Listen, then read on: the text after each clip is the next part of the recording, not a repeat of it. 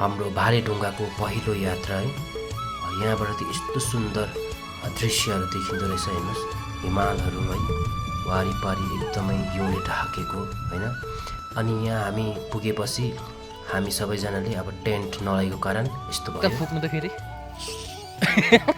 यहाँ चाहिँ हिउँ परेर है एकदमै चिप्लो। 40 मिनेट जस्तो लाग्छ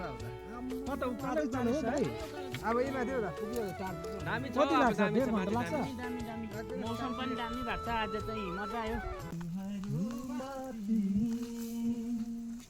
हरियाली बसन्त हो माघीहरू माथि हो पवित्र गङ्गा हो।